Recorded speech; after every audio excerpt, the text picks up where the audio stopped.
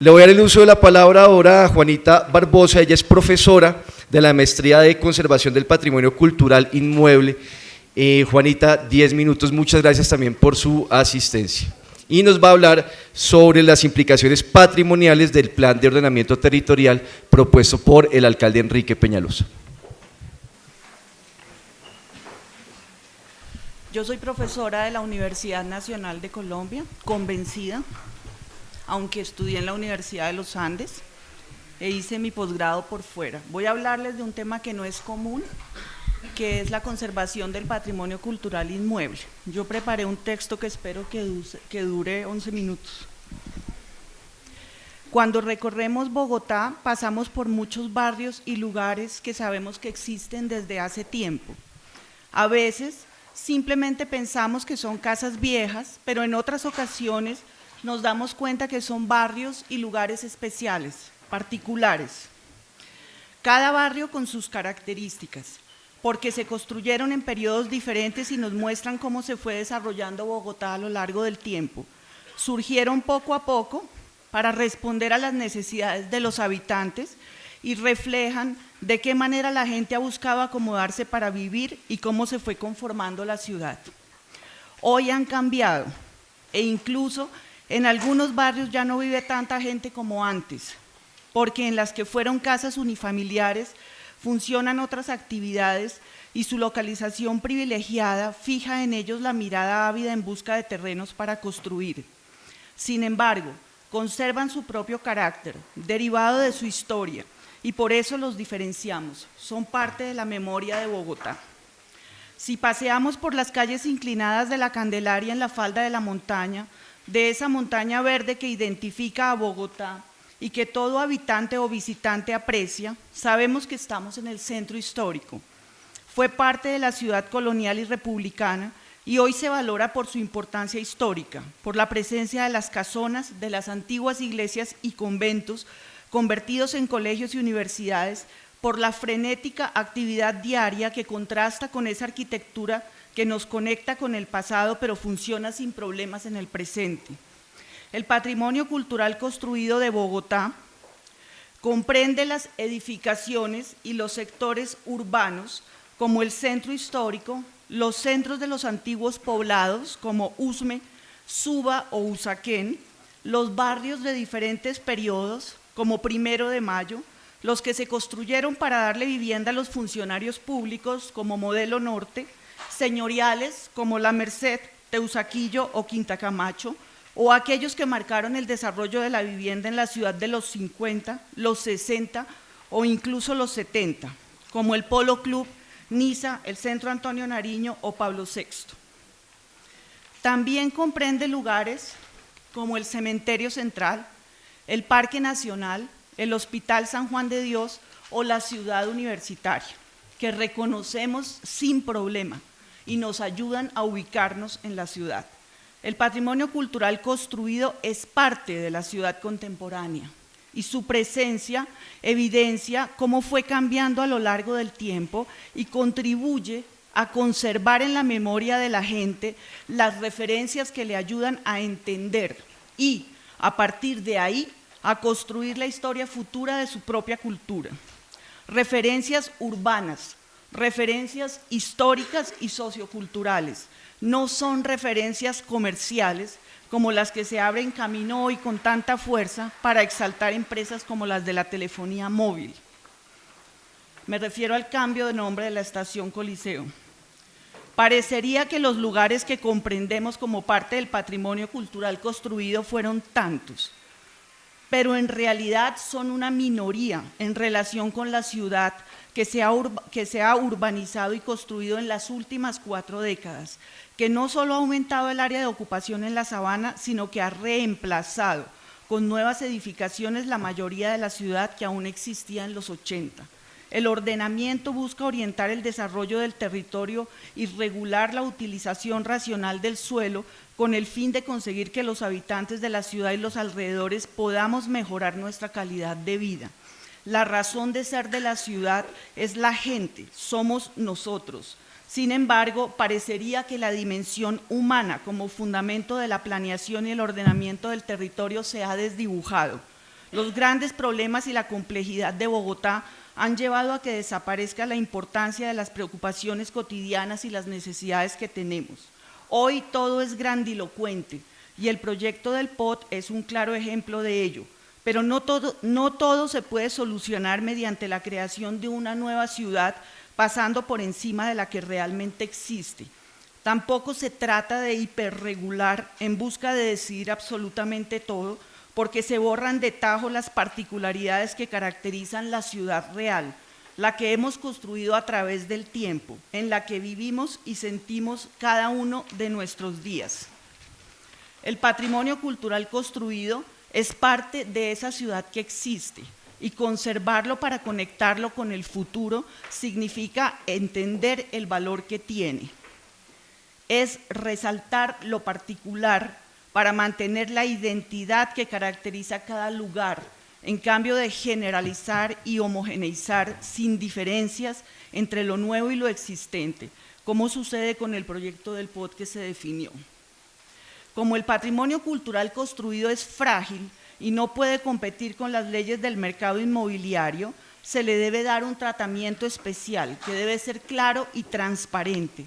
Por esa razón, la Ley 388 de 1997 define que el patrimonio cultural determina el ordenamiento del territorio y no al revés, y establece que las políticas, directrices y regulaciones sobre conservación, preservación y uso de las áreas e inmuebles considerados como patrimonio cultural de la nación y los departamentos, incluyendo el histórico, artístico y arquitectónico, son de jerarquía superior.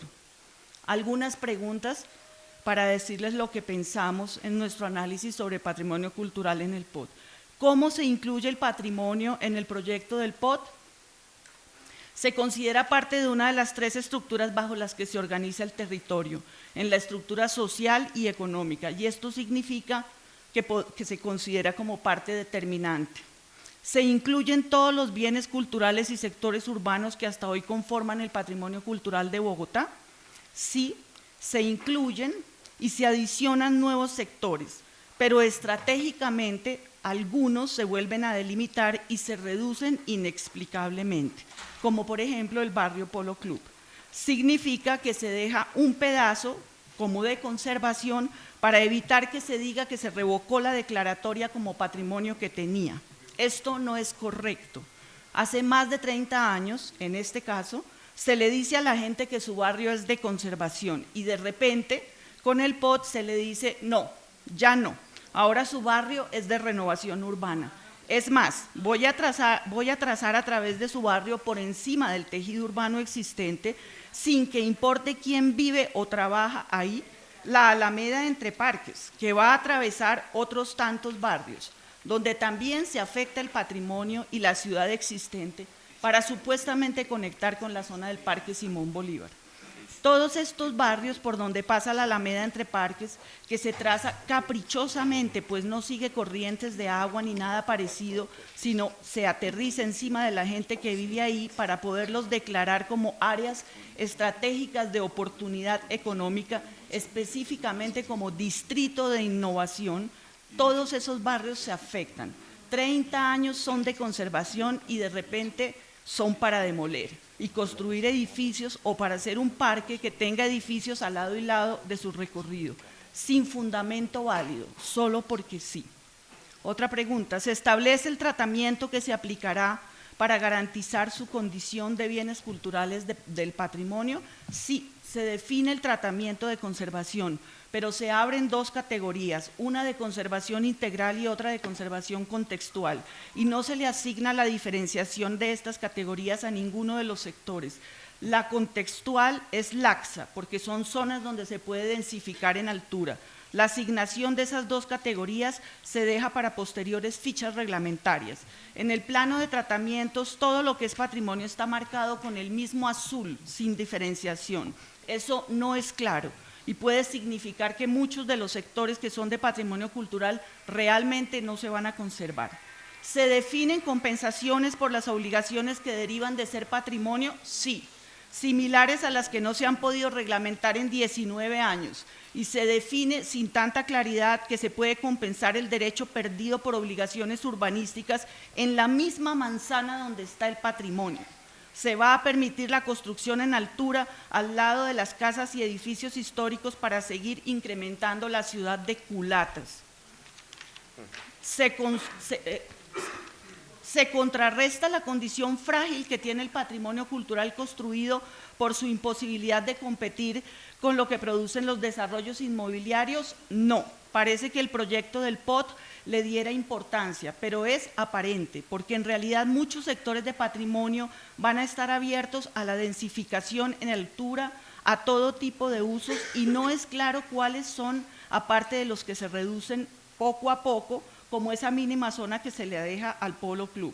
Así como sucederá con la superdensificación en altura, absolutamente en todos los ejes viales, sea en barrios de patrimonio, en lugares consolidados, en el centro histórico o en cualquier parte de Bogotá.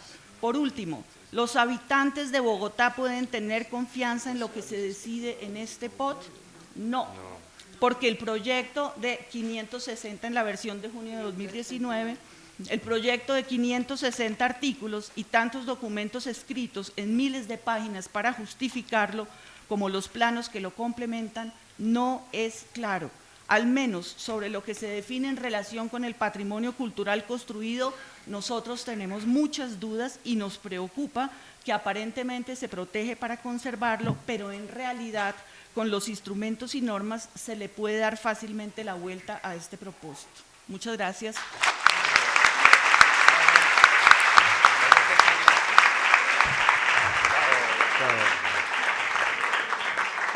Muchas gracias, profesora Barbosa. Otro tema del que no se ha hablado mucho y que es bien importante, los bienes patrimoniales y las implicaciones del POT. Y una frase que creo que se nos quedó a todos porque varias de las comunidades están sufriendo esa inseguridad jurídica, y es: por muchos años, 3 décadas conservación, y de un momento a otro, sin ningún tipo de justificación, vamos a esa renovación a demoler, y sin justificación, que es bien importante. Y por otro lado, algo que también mencionó la profesora Barbosa que es importante, es la complejidad del articulado. Más de 500 artículos, la forma como están redactados.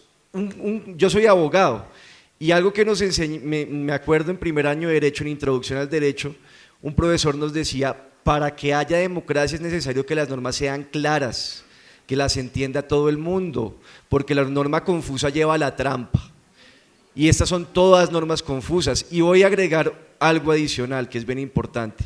El secretario de Planeación viene del negocio inmobiliario y de la construcción, ustedes lo saben, de contexto urbano. Es el que tiene mayor conocimiento de todas estas complejidades del actual POT, del articulado, de cómo está redactado, de las distintas trampas que se pueden hacer. Y después el señor, yo pregunto, ¿va a salir de la Secretaría de Planeación una vez deje amarrado el POT y no va a ejecutar lo que él dejó en el POT en medio de todas esas confusiones? O sea, una puerta giratoria supremamente grave, y que por supuesto es una de las causas de la grave corrupción que sufre el país.